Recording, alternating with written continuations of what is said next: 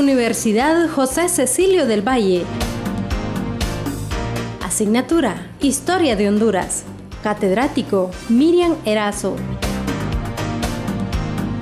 Equipo: Young Proactive, Jennifer Jaco, Oscar López, Jocelyn Urbina, Ever Morales, Denise Bautista, Dina Cruz.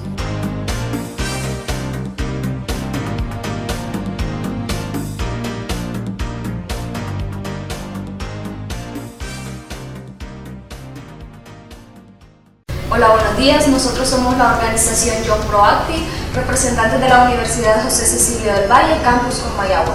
Para mí es un honor presentarles a invitados de gran magnitud como lo es el abogado Rolando López, la abogada Denise Bautista, asimismo la abogada Dina Cruz, de la misma manera la abogada Jocelyn Urbina, y también contamos con la presencia del abogado Ever Morales.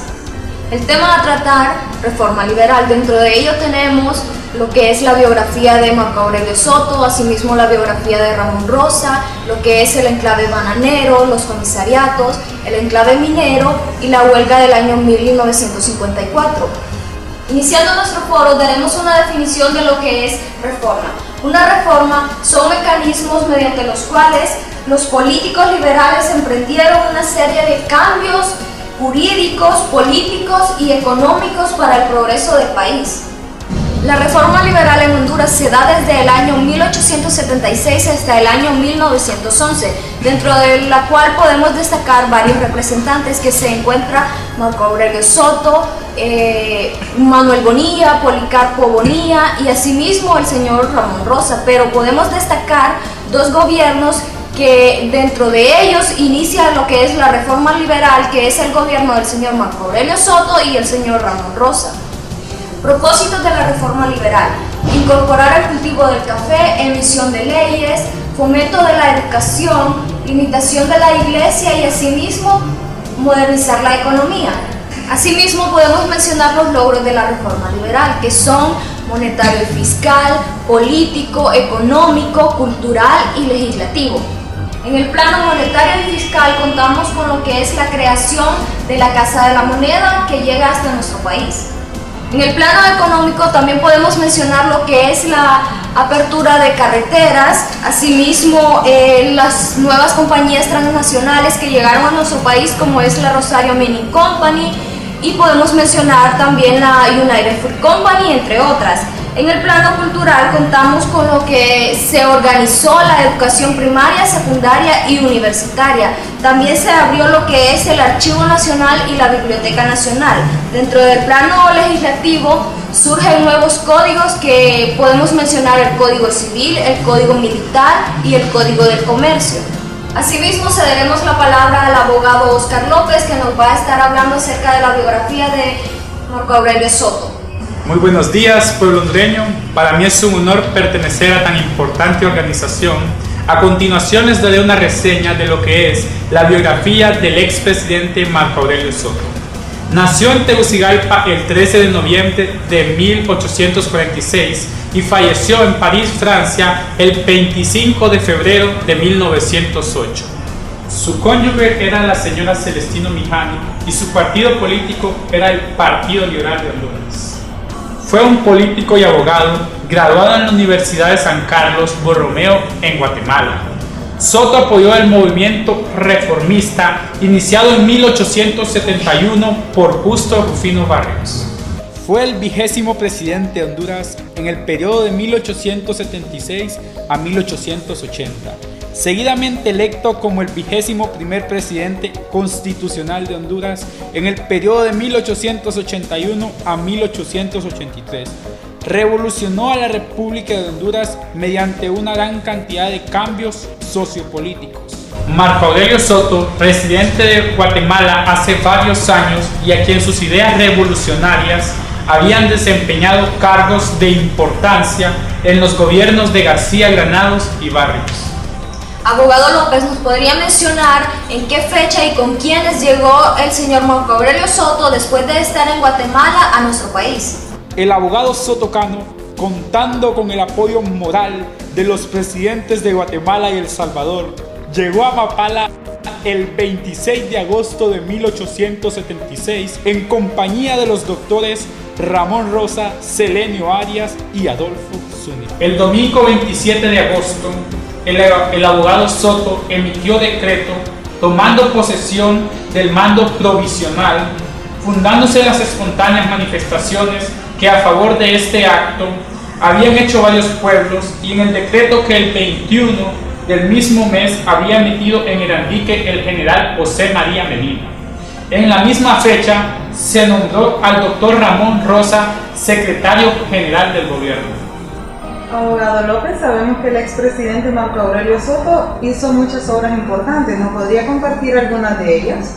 Algunas de sus obras más importantes y las que tuvieron más influencia en nuestro país son el restablecimiento de la paz mediante la destrucción de la anarquía pública, el saneamiento, el aumento de las rentas fiscales, la consolidación de la deuda pública, organización de los servicios de correo y establecimiento del servicio militar obligatorio. Abogado López, en cuanto al exmandatario Marco Aurelio Soto, hemos escuchado de que él hizo muchos aportes a la inversión extranjera. ¿Nos podría mencionar algunos de ellos? Bueno, algunos de los aportes más importantes es el apoyo a la industria minera, al cultivo del café y el banano, la construcción de la línea férrea entre Puerto Cortés y Pimienta, y también se abrió la Casa de la Moneda. La abogada Denise Bautista nos estará compartiendo acerca de lo que son los enclaves bananeros. Muy buenos días, para mí es un honor estar compartiendo con ustedes mi conocimiento sobre dicho tema. Iniciaré describiendo qué es un enclave. Llamamos enclave al establecimiento de una empresa extranjera en un territorio nacional. Seguidamente hablaré que la industria bananera fue dividida en 3 periodos. El primer periodo de 1860 a 1900, el segundo de 1900 a 1929 y el tercer periodo de 1929 hasta nuestra actualidad. El periodo de 1860 a 1900 tuvo muchas características, entre ellas podemos mencionar que en ese tiempo el enclave bananero estaba en manos de nacionales. Uno de los más grandes compradores en ese entonces era el señor Samuel Samurai. Él miró que en ese entonces había una gran inversión, entonces él decidió establecer su propia empresa en el territorio nacional de Honduras, el cual él llamó Urban Samurai. También podemos describir que en ese momento no existía una gran introducción del capital extranjero, pero sin embargo para ese entonces el gobierno en el año de 1903 concedió algunas concesiones a lo que es el primer inversionista del país, el señor Stretch, y eso abrió puertas a lo que más adelante se le conoce como el gran capital extranjero. En el caso específico de Honduras podemos decir que a mitades del siglo XIX fue una de las etapas más importantes, ya que le dieron el lugar a que fuera el primer productor del banano. Y es en ese entonces que pasan a formarse las primeras compañías transnacionales. Entre una de ellas podemos mencionar a la United Fruit Company. Esta compañía fue la primera que se estableció en el país, pero tuvo algunas características porque fue una de las empresas que absorbió otras empresas más pequeñas, como por ejemplo la Bacarro Brothers Company. Abogada Denise, ¿nos podría aclarar en qué fecha desapareció la compañía Bacarros Brothers Company? La Bacarro Brothers Company desaparece en el año de 1900, ya que la United Fruit Company absorbió el 50% de sus acciones. Pero hay muchos puntos a resaltar en cuanto a esta compañía. Para el año de 1924 se reorganiza y crea otra compañía, al cual le dieron el nombre de Standard Fruit Company. Para el año de 1926, esta compañía decide crear otra, al cual le dieron el nombre de Stepchild Corporation. Pero esta compañía en ese entonces no tenía ninguna influencia. La influencia solo la tenía la United Fruit Company y la Standard Fruit Company. También podemos destacar que la empresa del señor Samuel Samurai, la Urban Samurai, en ese entonces también fue absorbida por la United Fruit Company. Pero cuando esta decidió dejar el total de sus acciones, crearon otra empresa con el mismo nombre, pero que más adelante la United Fruit Company absorbió el 50% de sus acciones y la dejaron como Cuyamel Company. Para el año de 1913, el gobierno brinda algunas concesiones a estas empresas por medio de sus subsidiarias. Sus subsidiarias eran la Teller Railroad Company y la Trujillo Railroad Company. Las concesiones eran en líneas férreas y en tierras.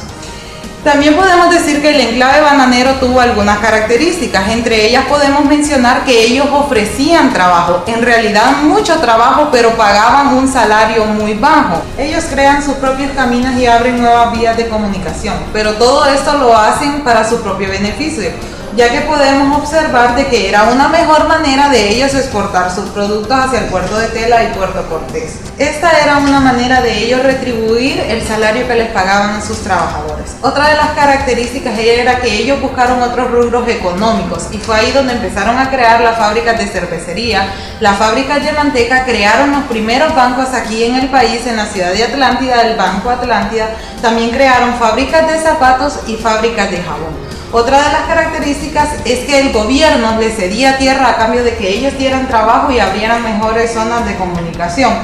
También podemos decir que ellos pagaban un impuesto muy bajo al país, como por ejemplo ellos pagaban 20 centavos por un racimo de banano y lo vendían al mercado internacional a 14 lempiras. Como podemos ver, las ganancias eran millonarias y el crecimiento del país era muy limitado.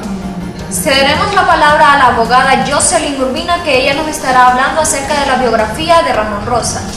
Ramón Rosa fue hijo de Juan José Soto e Isidora Rosa. Se graduó de bachillerato en la Universidad Nacional de Tegucigalpa. Seguidamente continuó sus estudios en la universidad en Guatemala en 1871. A la edad de 23 años, al triunfar la reforma liberal, ocupó el puesto de subdirector de Hacienda y secretario de Relaciones Exteriores. Fue cofundador del periódico Centroamericano, fue uno de los principales ideólogos del régimen. También intentó atraer la inversión extranjera a las minerías y a la agricultura nacional. De la misma manera, cederemos la palabra al abogado Ever Morales. Él nos estará hablando acerca del enclave minero. Muy buenos días, para mí es un honor estarme dirigiéndose a ustedes. Les voy a hablar de un tema de suma importancia, que es el enclave minero. Les voy a hablar de cómo inicia el enclave y qué consecuencias le trae a nuestra sociedad. El enclave minero inicia con la reforma liberal de 1876, estando de presidente el señor Marco Aurelio Soto. Con la reforma liberal lo que se intenta es implementar el capital extranjero, pero lastimosamente esto no surge así, ya que el enclave, las compañías llegan a nuestro país, pero en sí lo que se desarrolla es la economía de ellos. Inicia el enclave en Honduras a la llegada de la explotación de las minas de San Juancito por 100 años. Además de eso, que se le dan las concesiones, se les da unas adiciones que estas son las que les causa mayor problema a los pobladores del pueblo de San Juancito. Se les da que pueden explotar en la naturaleza. Otra adición que se les da es que pueden usar las fuentes de agua sin pagarle al Estado eso. La mayor problema que trae eso es que trae grandes contaminaciones a los ríos y quebradas por varios años, trayéndole grandes consecuencias a los pobladores, ya que ellos no podrían utilizar las fuentes de agua. Abogado Morales, ¿nos podría hablar acerca de la crítica que se le hacía al señor Marco Aurelio Soto? Claro, una crítica que se le hacía a él es que él era accionista de esa compañía, la Rosario Money Company, ya que él promovió la capital de Comayagua hacia Tegucigalpa. Bueno, hemos escuchado la opinión acerca del enclave minero por el abogado Morales.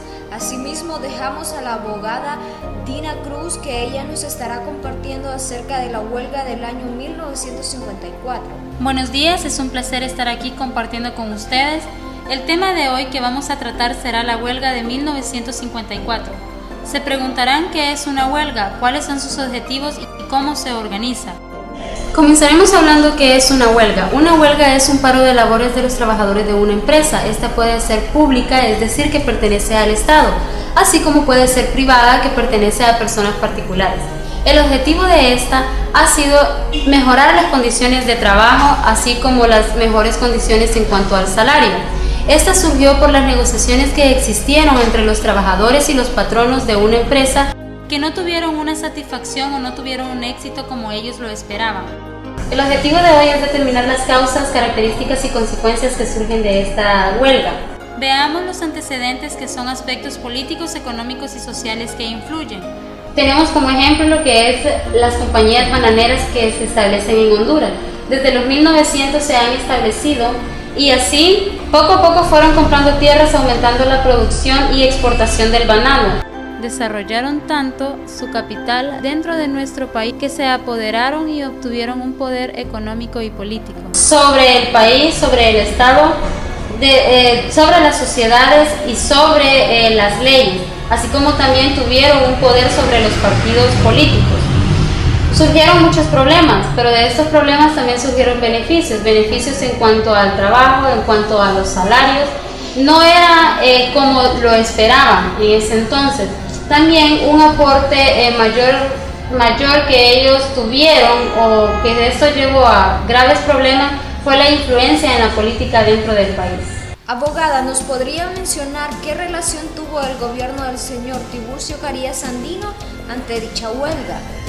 El gobierno de Tiburcio Carías Andino se dio entre 1933 a 1949. Él tuvo que ver en cuanto a lo que era el paro a huelgas de los trabajadores, es decir, él reprimió que los trabajadores no se levantaran en contra de las compañías bananeras a exigir mejores condiciones de trabajo o a exigir mejores salarios, así como él también reprimió lo que eran los sindicatos, es decir, él no dejó que se formara ningún sindicato. De esta manera hemos definido varios términos, así que preguntémonos cuáles fueron los logros que se obtuvieron durante dicha reforma y cuáles de ellos persisten en la actualidad. En representación de la organización, el abogado Oscar López nos dará las palabras de despedida. Como representante de la organización Young Proactive, queríamos agradecer la invitación de la ingeniero Jennifer Jaco por permitirnos expresar nuestra opinión acerca de la reforma liberal. Esto ha sido todo por hoy, les agradezco su presencia y por haber compartido su conocimiento sobre dicho tema. Muchísimas gracias.